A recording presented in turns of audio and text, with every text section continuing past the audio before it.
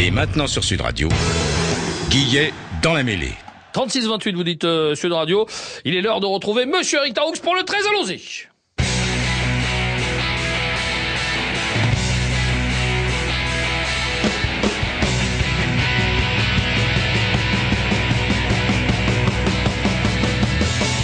Avec le rugby à 13, évidemment, c'est ici nulle part ailleurs sur Sud Radio, parce que les 13istes ont trouvé leur radio, évidemment, avec Monsieur Eric Taroux. Et on démarre, Eric, avec les résultats et classements de l'élite 1.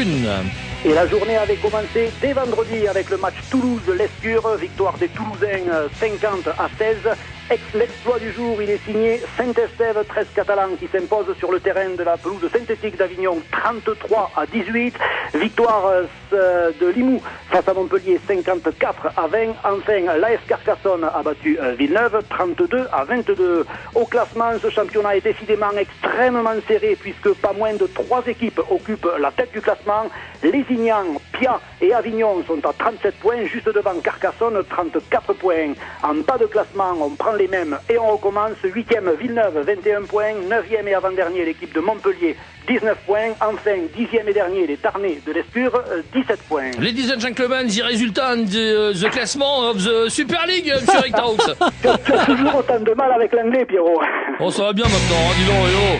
Allez, la Super League et les Dragons catalans qui ont parfait détail face à Salford, victoire des Catalans 40-18. Les autres résultats, Leeds a infligé sa première défaite de la saison à Warrington, victoire de Leeds 26-18, victoire à l'extérieur de UFC qui s'impose sur le terrain de St. Helens 22-10, victoire à l'extérieur également de Bradford qui va l'emporter à ULKR 36-24, réveil de Londres qui cartonne Castleford 42-16, défaite de Wakefield à domicile face à Huddersfield 32-14, enfin exploit de Witness qui bat Wigan sur le score assez extraordinaire de 37-36. Allez-y, oui.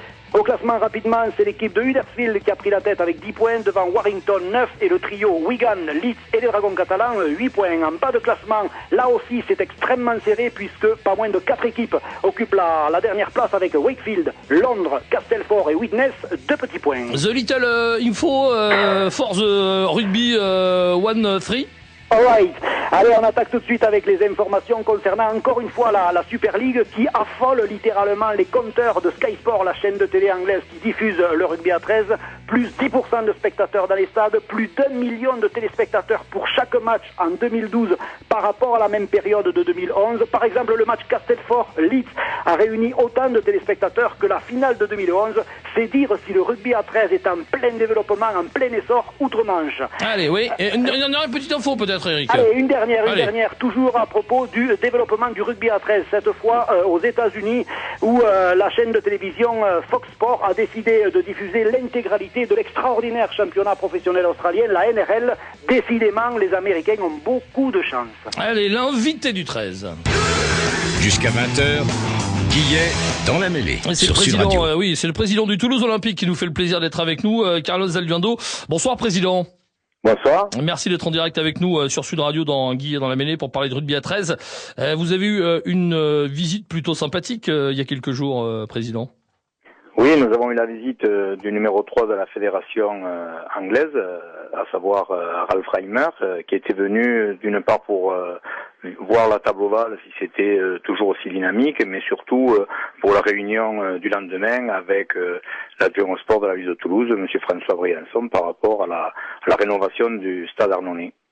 Alors, Carlos Alduendo, bonsoir. Bonsoir. Justement, vous parliez de la rencontre avec François Briançon, l'adjoint au maire de Toulouse chargé des sports. Ma question, elle est toute simple, elle est très directe. Qu'en est-il ressorti de cette rencontre? Ça a été une rencontre très positive comme on le pensait, puisque on avait déjà des éléments très positifs suite à la rencontre que nous avions eue le 2 janvier, Hugues Henry et moi-même avec Pierre Cohen, le maire de Toulouse, et François Briançon.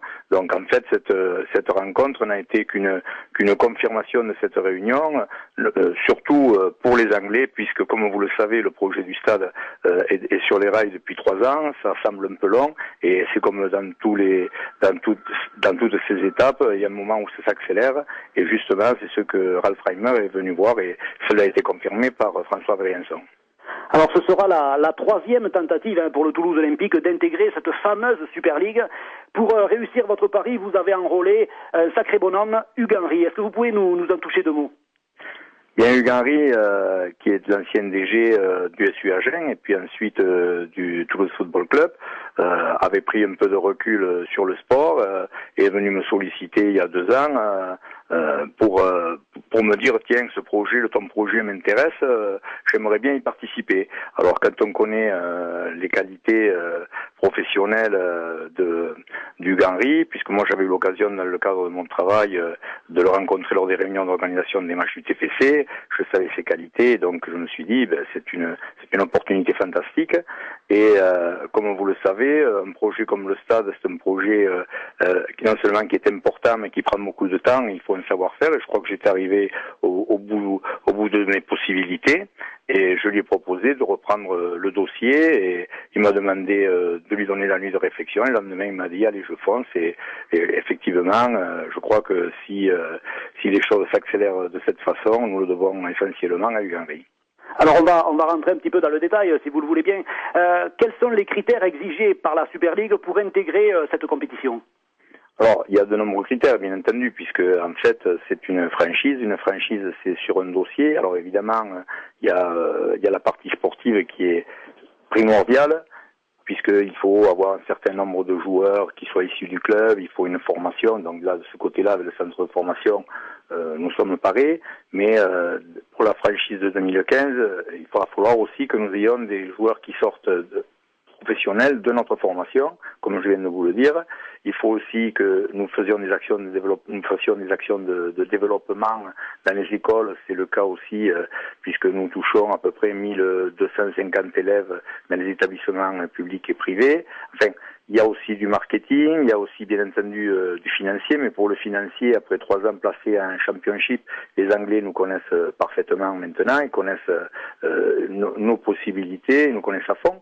Et puis aussi, il y a bien entendu le stade, puisqu'en fait, la grande offensive de la Rugby League en Super League, ça a été que chaque club ait un stade d'une capacité minimum, avec toutes les installations d'accueil nécessaires pour le public et pour les partenaires. Et c'est pour ça que, pour nous, dans le cahier des charges pour la Super League, le nouveau stade des minimes, c'est très important puisque c'est le geste qu'il fallait et que les Anglais attendent pour pouvoir nous intégrer.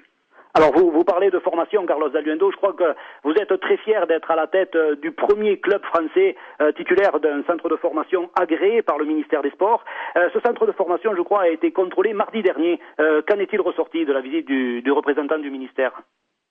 Eh bien, on ne peut pas préjuger, bien entendu, mais disons que cela s'est passé très bien, puisqu'en fait, déjà, nous avions eu une visite pour voir si nous étions dans les clous, nous avons rectifié tout ce qu'il fallait faire, et je crois qu'il y a eu un très très gros travail. On doit féliciter Jean-Michel Beauclou, le président de l'association, et aussi Didier Paluetto, qui en est le directeur, ainsi que toute l'équipe qui travaille autour de cela, puisque c'est un travail énorme, et c'est un travail de tous les jours, avec des gens qui sont en grande majorité des bénévoles, qui sont des gens de qualité, et je crois que la force du Théo, c'est cette expertise de gens de l'extérieur qui participent au quotidien à toutes les actions du club. Et donc le centre de formation, effectivement, après 4 ans d'existence, est en voie de renouvellement d'agrément. Je pense que c'est sur une très bonne voie, et dans tous les cas, la saison prochaine, nous aurons des joueurs encore du centre qui vraisemblablement intégreront l'équipe 1 dès la saison prochaine. Merci beaucoup, Président Zaliuendo, d'avoir été notre invité ce soir dans Guy dans la mêlée sur Sud Radio. Merci, Président. Merci à vous. À très bientôt. Merci. Bonne continuation. Au revoir. Le président du Toulouse Olympique, Carlos Zaliuendo. Taroux, tu restes avec nous parce que j'ai une question à te poser. C'est juste après ça. Et Monsieur Eric Taroux. Dis donc, Taroux. Oui. Alors je crains le pire. Le nom de cette gonzesse, alors maintenant, là, ce qu'on veut savoir, t'avais promis, hein. Martine. Alors, j'ai une confidence à vous faire. Ah, vas-y. Je ne peux pas vous donner son prénom, oui. Tout simplement parce que son mari n'est pas au courant. Bravo. Ouais, alors, mais bon, j'ai pas envie qu'ils l'apprennent par Sud Radio, quoi. Ouais, mais attends, en même temps, le prénom, je veux dire, ça va, quoi. C'est pas le prénom. Attends, je veux dire, si c'est, je sais pas, moi, Martine ou, tu vois, c'est des Martines, il y en a 40, quoi. Hein, c'est pas le problème, hein, du côté de là où t'es. Donc, on peut savoir le prénom, alors, Eric. Allez, Daniel. Ah bah voilà. Daniel. Bah, c'est un mec, Daniel, c'est Daniel. un mec Daniel, alors. Daniel. Avec 2 L, là. C'est Avec 2 L. Ah, avec 2 L, parce que sinon j'allais dire bon. Très bien. Bon, Oh, Daniel. Daniel, on t'embrasse. Avec Taroux, t'as pioché le bon numéro, hein, le 13. Donc, Et son adresse, c'est 13 rue. Décollez pas, les gars. non, faut pas déconner. Merci Eric, non, tu tiens promesse, c'est bien. Merci beaucoup Eric. 06 Avec 13. plaisir, mon Pierrot. À la prochaine fois. À Merci bientôt, beaucoup à bientôt, Eric. à bientôt.